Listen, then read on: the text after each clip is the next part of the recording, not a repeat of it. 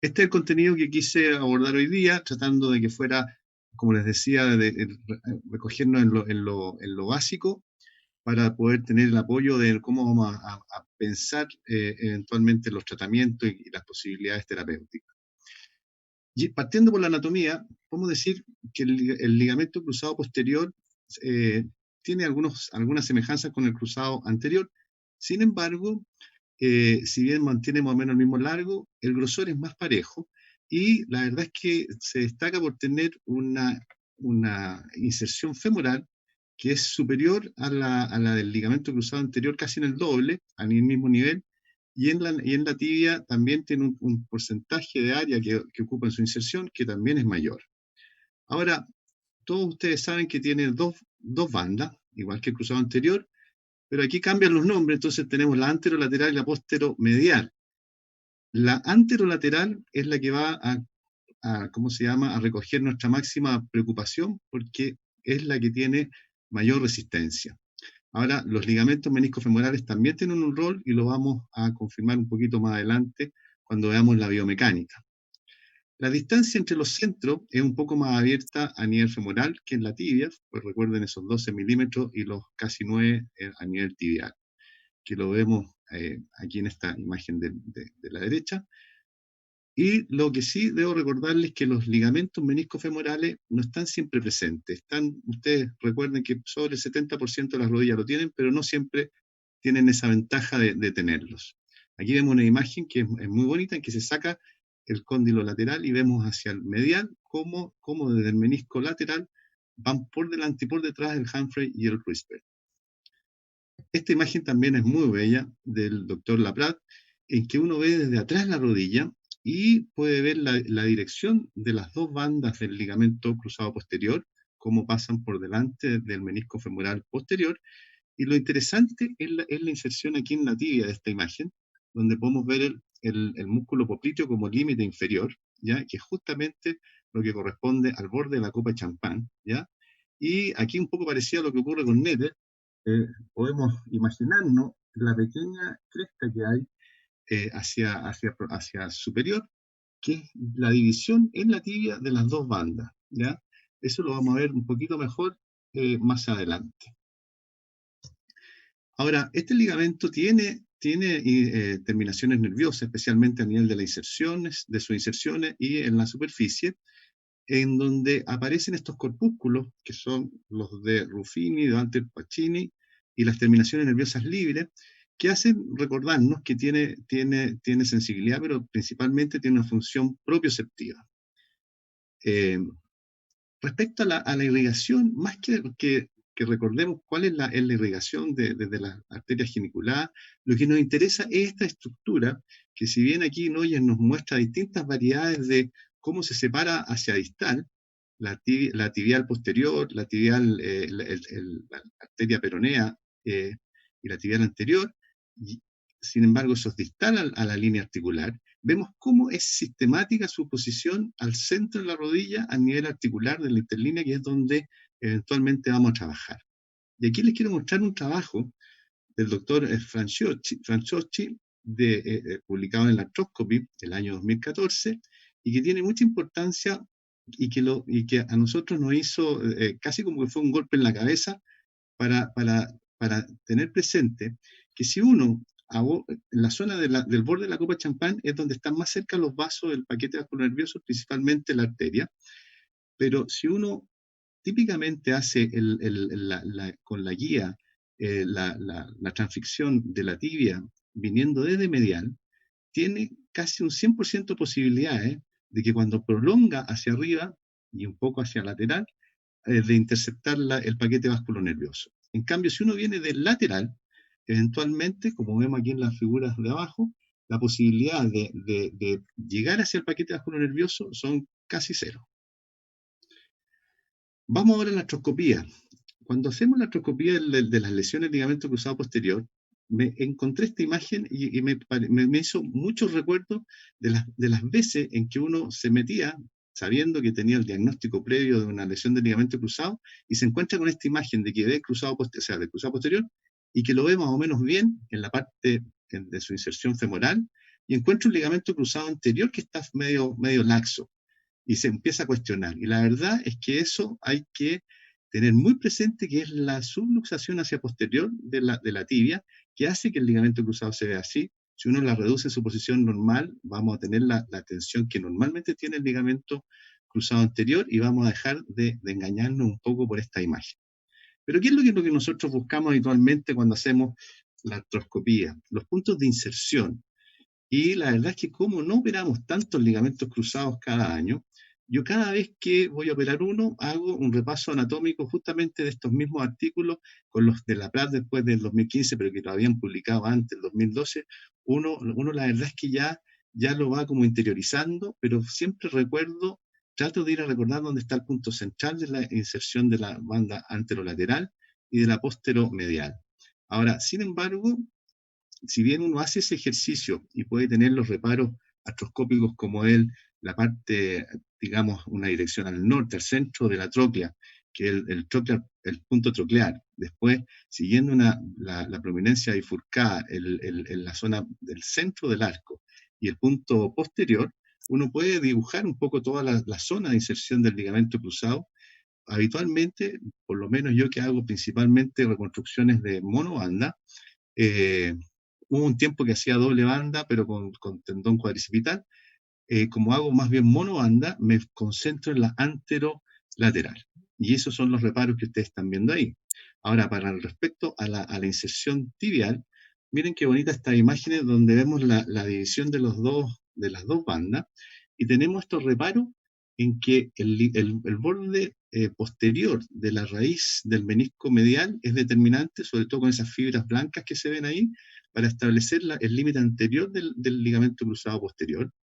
Y esa zona libre de cartílago nos muestra esa cresta que divide las dos bandas, pero que no es en la copa de champán. La copa de champán está más abajo y está donde aparece, cuando si uno abre un poco la cápsula, donde aparece el músculo popliteo.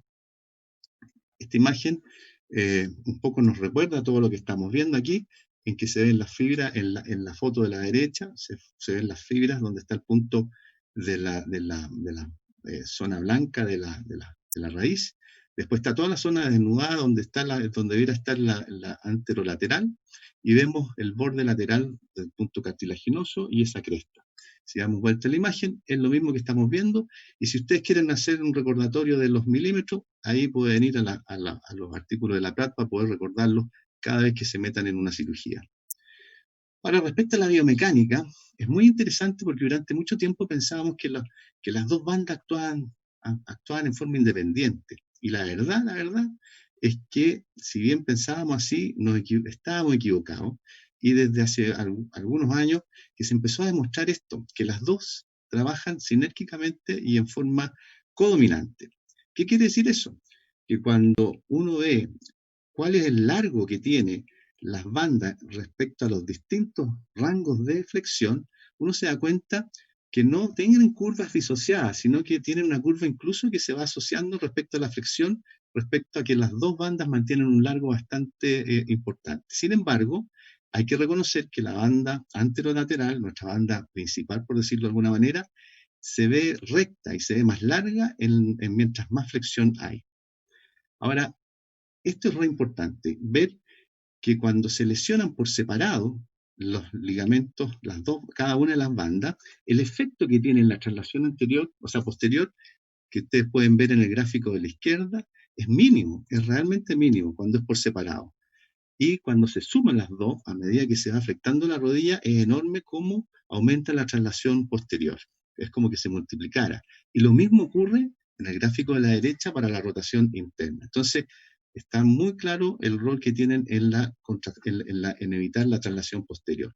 Y este es un trabajo clásico de Noyes, muy antiguo, ya del año 93, pero que nos muestra la relación que tiene con la esquina posterolateral, ¿ya? El complejo posterolateral. Y aquí vemos en el lado izquierdo el ligamento cruzado posterior y la esquina posterolateral intacta. Como siempre hay un poquito más de juego en el lado externo, pero esos son los parámetros normales en los dos, en el de los 30 y 90 grados de flexión. En cambio, cuando uno corta la esquina posterior, hace daño a la esquina posterior lateral, es indudable que aumenta la rotación, ¿ya? Pero es más significativo en los 30 grados que en la diferencia que puede ocurrir en los 90 grados. Y cuando uno le agrega el daño de un cruzado posterior, no solamente rota, sino que además se traslada hacia posterior. Y es mucho más significativo en los 90 grados, ¿ya? Recuerden esto porque para el Dial Test esto es importante de recordar.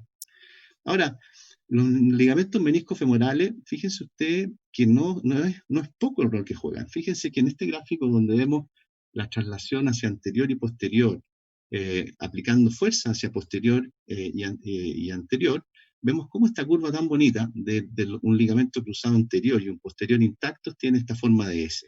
Sin embargo, cuando se corta el cruzado posterior, cómo se desplaza hacia la derecha, o sea, se está yendo hacia atrás, y cuando además se suman los meniscos femorales, es más todavía la distancia. Por eso que yo creemos que existe esta gama tan importante de lesiones parciales, y muchas tienen que ver probablemente con estas estructuras que todavía se conservan, o el rol que tienen. Ahora, hay que recordar que la resistencia al fallo no es menor, es importantísima la resistencia que tiene cuando se prueba la resistencia final en tracción con estos tensiómetros del ligamento cruzado posterior, pero claramente hay una significativa diferencia entre la banda anterolateral y la posteromedial. Cuando uno hace el examen físico, encontrarse con esto es poco probable que haya ocurrido casi una luxación por este típico mecanismo del choque con el tablero del auto, con la caída con la rodilla en flexión, del cóndilo que sale, puede traer algunas estructuras de parte blanda y en la reducción generar como un ojal. Eso es muy raro. Lo que nos encontramos habitualmente son justamente estas otras cosas que estudió el doctor Kopkov, que son los signos clínicos clásicos que encontramos con el ligamento cruzado posterior.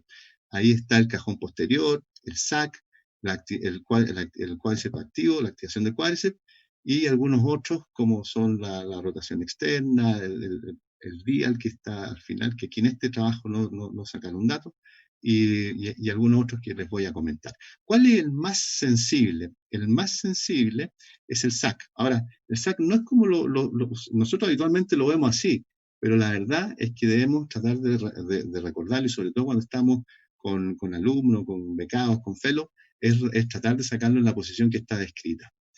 Ahora, la activación del cuádriceps es el más específico, y bueno, aquí tengo un dibujo de cómo se saca, pero la verdad es que uno se sienta apoyando sobre el pie y le pide que trate de empujarlo y de sacar y de activar, de hacer fuerza con el cuádriceps, y uno ve cómo se traslada la tibia hacia adelante. Ese es el más específico. Ahora, el que probablemente más nos sirve para clasificar o subdividir de qué estamos hablando en cuanto a qué tipo de lesión nos encontramos es el cajón posterior. Y aquí ustedes tienen unas imágenes de cómo uno va y empuja la tibia hacia atrás y va viendo cuánto es lo que se desplaza. Y lo clásico es lo que está publicado aquí, donde tenemos lesiones que las podemos dividir dependiendo cuántos milímetros se traslada hacia atrás, en 1, 2 y 3, como está aquí. Habitualmente las 1 y 2 para mí son más simples, y como que la verdad es que uno las encuentra muchas veces asociadas a una resonancia positiva, pero con una traslación que no es demasiada. Y las que sí realmente me preocupan son las grado 3, donde, bueno, obviamente tiene imágenes que son concordantes. Ahora, cuando lo queremos asociar a la esquina posterolateral, tenemos el dial test en la izquierda, que ya les decía yo, que si es en 30 grados solamente y no en 90, quiere decir que el cruzado posterior está bueno, pero es la esquina. Y cuando están los dos dañados y tienen esta rotación, es que están las dos estructuras dañadas. También sirve para esto el test de la extensión de la rodilla con rotación externa, con hiperextensión y bar. Ahora, con respecto a las imágenes, la radiografía siempre partimos por una radiografía. A veces hay imágenes de desinserciones como esa que estamos viendo ahí, y a veces son bastante más significativas o pensamos que pueden ser reparables, incluso que se pueden volver a fijar, digamos. Pero una de las cosas que quise rescatar de las imágenes es la posibilidad fluoroscópica de poder encontrar los puntos de inserción que estábamos hablando anatómico en forma radiográfica. Y aquí ustedes tienen que, para encontrar los puntos de inserción en la tibia, cuando uno la ve en el plano AP, uno tiene las dos espinas tibiales, la medial y la lateral, y la medial le sirve como de referencia, para que, habiendo aplicado una línea tangencial a la superficie articular, esa línea tangencial nos dice un poco la profundidad. Fíjense que la anterolateral está casi en la línea y la posteromedial está unos 4 milímetros más abajo, 4 o 5 milímetros. Pero está justo en el borde medial de la esquina, de la espina lateral. Ahí más o menos donde está la zona que uno podría evaluar en una AP. Pero esta es la que más nos interesa, sobre todo para el intraoperatorio. Cuando miramos por lateral la imagen radiográfica y hacemos nuestros cálculos de dónde tenemos que salir en relación a la copa champán, al borde de la copa, ¿ya? Y aquí en la imagen ampliada, ustedes se dan cuenta que un punto promedio de las dos habitualmente es unos 5 o 6 milímetros, ¿ya? Lo mismo existe para las imágenes de los puntos de inserción, para rescatar y recordarse los puntos de inserción radiográfico para el fémur, pero sin embargo hay que reconocer que eso es mucho más fácil poder verlo artroscópicamente y no tener mucho problema de establecer dónde están los puntos donde vamos a ocupar para la cirugía, ¿ya? Ahora, ya les mostró Gonzalo lo de la radiografía de estrés. La verdad es que nosotros hemos ido incorporándolo como herramienta. Yo partí, debo reconocer, haciendo nuestro examen clínico, nuestras imágenes de forma bastante más rudimentaria, pero hoy en día ya lo tenemos como protocolo y seguimos las mismas directrices que ustedes ya conocen, digamos, de poder medir cuánto es lo que hay de diferencia entre una rodilla sana y la contralateral. Y ahí vemos cuántos son los milímetros que se desplaza y es lo que nos va estableciendo si vamos a tener con problemas significativos o no. Y yo personalmente con los 10 milímetros es que me preocupo más, ¿ya? Ahora, respecto a la resonancia claramente es muy útil y aquí tienen ustedes una imagen, pero yo les quería mostrar un caso. Para ir terminando un poco más entretenido esto, ahí tenemos una paciente que tiene una lesión del ligamento, no solo el cruzado posterior, sino que el cruzado anterior también, como ven ahí en la imagen, y del colateral medial, sobre todo en la parte proximal del colateral medial. Esto es lo que habitualmente nosotros, por lo menos personalmente me toca, a mí con más frecuencia operar ligamentos cruzados posteriores, cuando es una multiligamentosa. El cruzado posterior solo, aislado, la mayoría de las veces creo que tiene una posibilidad muy importante ortopédica, tal cual como ha estado publicado infinitas veces, digamos, ¿ya? Y podemos discutir después cuáles son los que podemos operar cruzado posterior aislado solo, digamos. Aquí tenemos esta paciente antes de la cirugía. Se fijan ahí que tiene la esquina, todo lo que es postero medial, lo tiene también dañado. Si se escucha, me disculpa, pero son los comentarios de Gonzalo, como está mostrando y comentando en el momento en que estábamos haciendo este video. Pero fíjense ustedes el grado de inestabilidad que tiene esta paciente. Entonces, me pidió Jorge ayer que revisara un poco algo que siempre hacemos en estas cirugías, que es un portal medial, y la verdad es que lo ocupamos con frecuencia. Yo antes no ocupaba cánula, pero cada vez que uno se va acostumbrando un poco más, ocupa una cánula para poder entrar y salir con más facilidad una vez que uno ha hecho el portal. Yo habitualmente lo hago, como decimos en Chile, un poco al ojo de establecer cuál es la dirección. Estoy mirando adentro de la rodilla y hago con la aguja. Pero la verdad es que si uno quiere ser un poco más seguro en esto, hay un trabajo publicado en 2011 que demuestra cuál es la zona más segura. Y si ustedes se fijan en la foto, en este trabajo cadavérico, los que son C y D son los que se descartan, los puntos C y D, porque el D es muy bajo y tiene más riesgo de dañar el safeno, y el C de hacerle como un piercing al músculo gastrocnemio. Pero los A y B son más seguros cuando uno ve que van justo por el reborde del cóndilo por medial. Aquí vemos que una vez que uno hace ese portal, tiene mucho más facilidad para poder llegar, no solo para llegar y limpiar, sino que además para poder mirar, ¿ya? Y aquí trabajamos tanto con fresa y también con radiofrecuencia. Aquí esta es la señora, vuelvo a la señora, esta es la otra, es la rodilla derecha de ella, estamos mirando el portal medial.